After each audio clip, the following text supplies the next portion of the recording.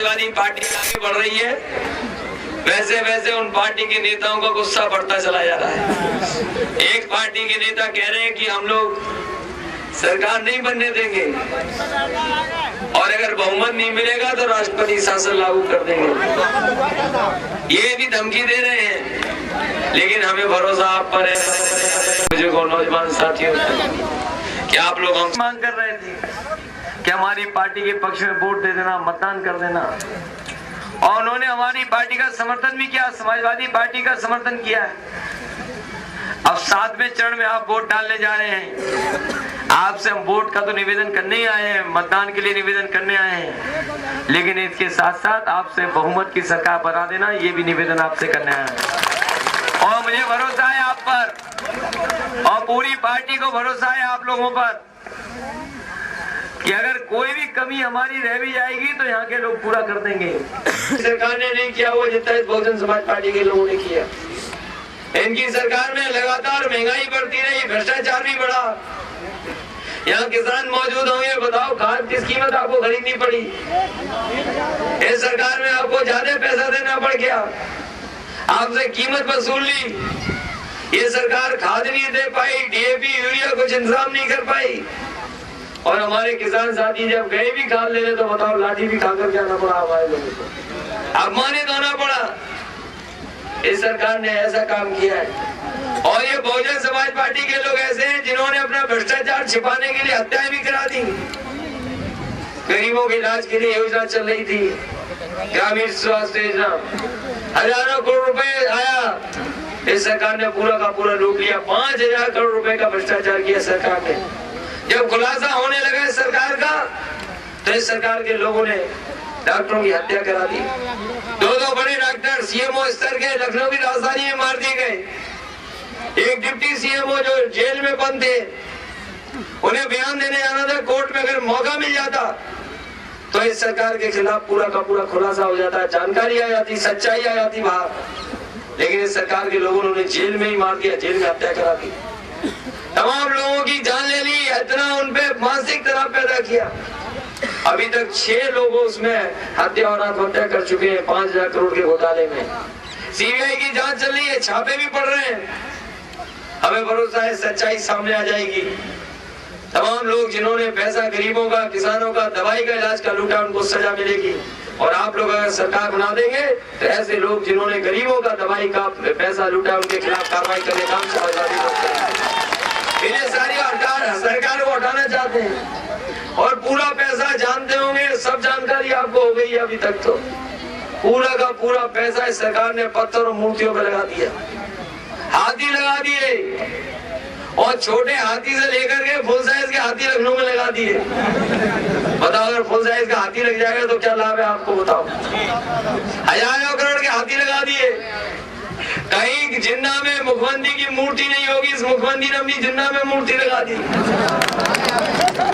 और 10-10 मूर्तियां लगाई इस मुख्यमंत्री ने, और नई मूर्ति लगाई होगी। लखनऊ वाले तो जानते हैं, 4 मुंह की जिन्ना में मुख्यमंत्री की मूर्ति।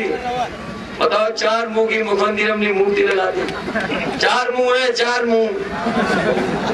बताइए, हजारों करोड़ लगा दिए सरकार ने। जब से चुनाव आया सजा मिली है थोड़ी बहुत। जितने भी हाथी दिखाई दे रहे थे सब हाथी बंद कर दिए, ढक दिए, एक भी हाथी अब दिखाई नहीं दे रहा लखनऊ में। और जो जिन्ना में मुख्यमंत्री की मूर्ति थी वो भी लकड़ी से छिपा दी गई है, प्लाईवुड लगा दी गई चारों तरफ। ऊपर से मुख्यमंत्री दिखाई दे रही थी मूर्ति उनकी, तो सुनने वालों ऊपर भी लकड़ी लगा दी गई है। आज जिन्ना में मुख्यमंत्री की मूर्ति जो लखनऊ में लगी थी वो लकड़ी के डब्बे में बंद कर दी गई। एक बुजुर्ग, एक नौजवान साथी 3 तारीख को सरकार के खिलाफ मतदान कर रहे थे। मतदान कर देना सरकार के खिलाफ।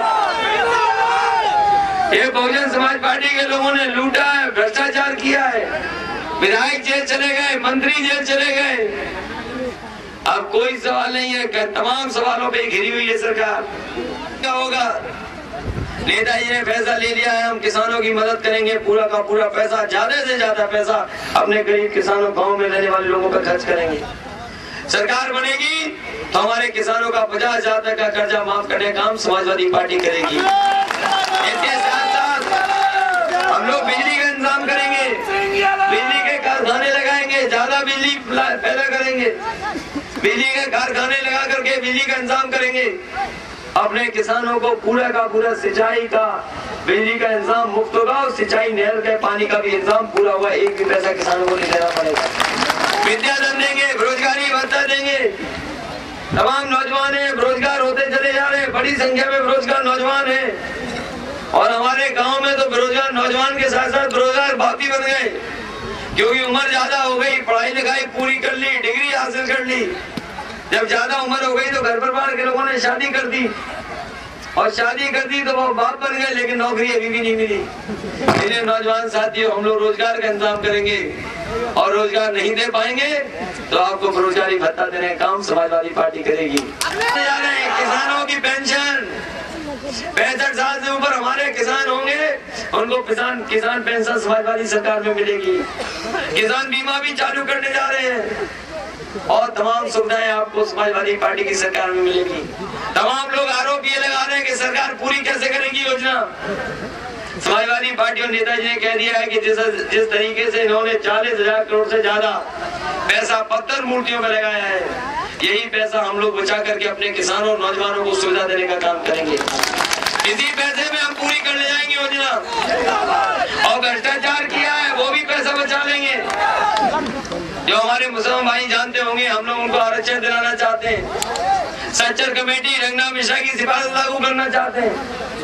सच्चर कमेटी रंगना मिश्रा की सिफारिश लागू नहीं होने दी कांग्रेस ने, न बीएसपी ने लागू होने दी। हम आपको मुसलमान भरोसा दिला के जा रहे हैं, समाजवादी सरकार बनेगी तो सच्चर कमेटी और रंगना मिश्रा की सिफारिश लागू कर करके आपको आर्थिक और सामाजिक रूप से आगे बढ़ाने का काम करेंगे। जो मुसलमान समाज परिवार की बेटी होंगी, उनकी 30,000 रुपए से मदद करेंगे, 10वां पास करेंगे तो मदरसों को अनुदान सूची में लाएंगे, तमाम उर्दू अनुवादों की नौकरी देंगे। और कब्रिस्तान की भी अगर बाउंड्री बनानी पड़ेगी, सरकारी पैसे से बाउंड्री वॉल बनाने का काम करेंगे। ये हम लोग सुविधा देना चाहते हैं। इसलिए आपसे निवेदन है, अपील है। जब आपने पहला कार्यक्रम किया था, बहुत ऐतिहासिक कार्यक्रम किया था आपने पेट्रोल पंप के पास, उस बाउंड्री वॉल के अंदर कार्यालय में सहसवान में कार्यक्रम आपने किया था, बहुत ऐतिहासिक कार्यक्रम। मैं समझता हूँ बहुत ऐतिहासिक, हजारों की संख्या में लोग आए थे। उस समय भी पूरा पेट्रोल पंप भरा था, छतें भरी पड़ी थी। उस समय पार्टी खाने में जगह नहीं थी कहीं निकलने की। इसीलिए साथियों, हम आपसे निवेदन करेंगे, चुनाव बहुत महत्वपूर्ण है, और इतना महत्वपूर्ण है, आपने टीवी पे भी चर्चा सुन ली होगी, टीवी के लोगों की भी सुन ली होगी।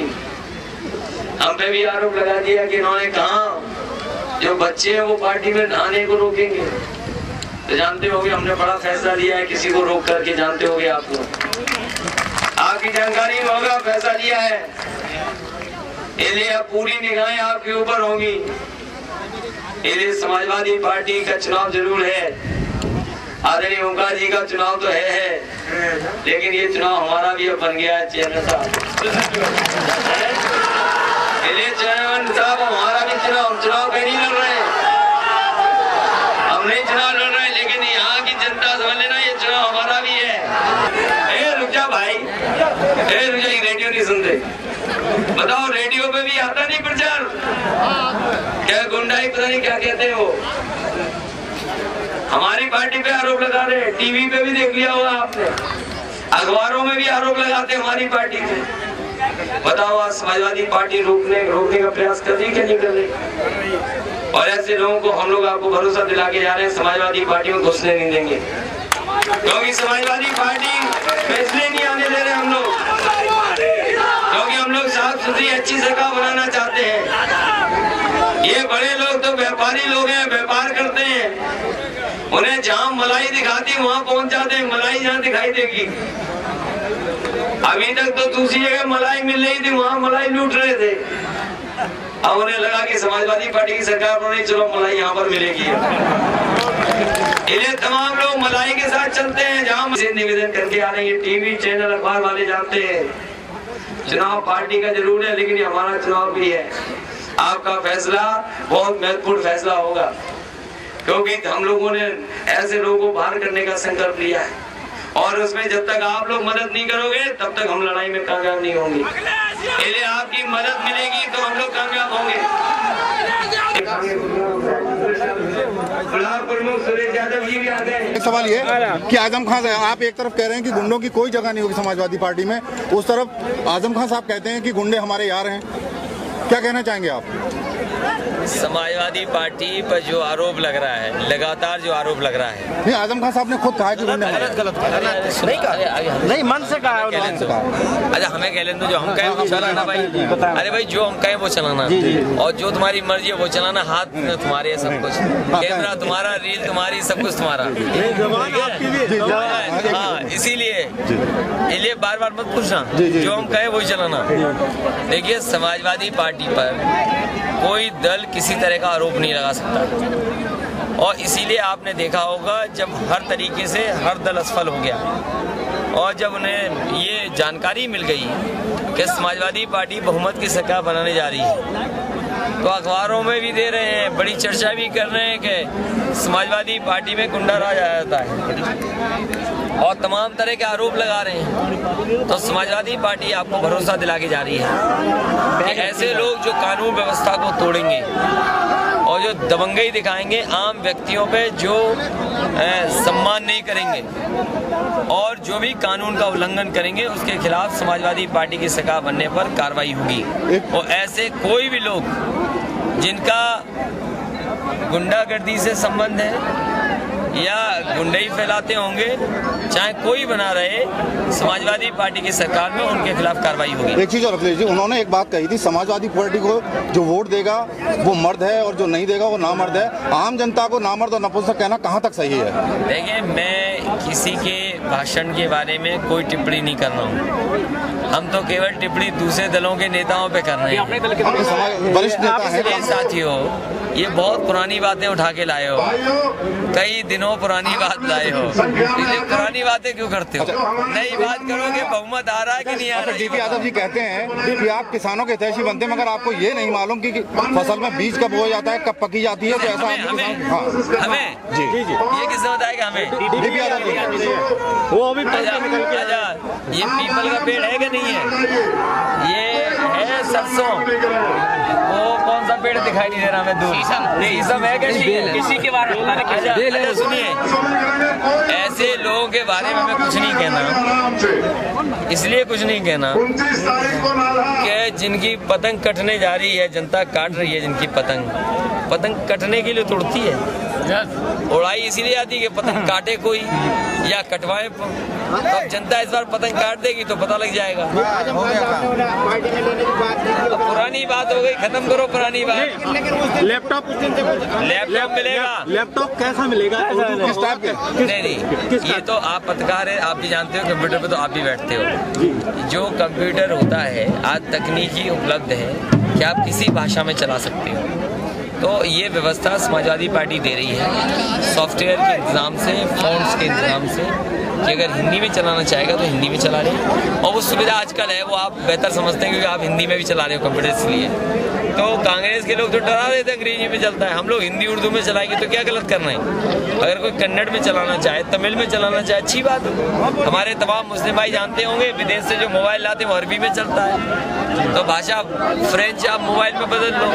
तो आज ये सुविधा है, इसलिए हम सुविधा देंगे जिससे हमारा आम आदमी भी उसको इस्तेमाल कर सके, उस तकनीकी को समझ सके। डीपी यादव जी हमेशा आपको बच्चा कहते हैं, क्या कहेंगे आप? हमेशा कहते हैं वो। अब पता नहीं क्यों ऐसा कहते हैं, उनसे दोबारा पूछना चुनाव के बाद। ठीक है।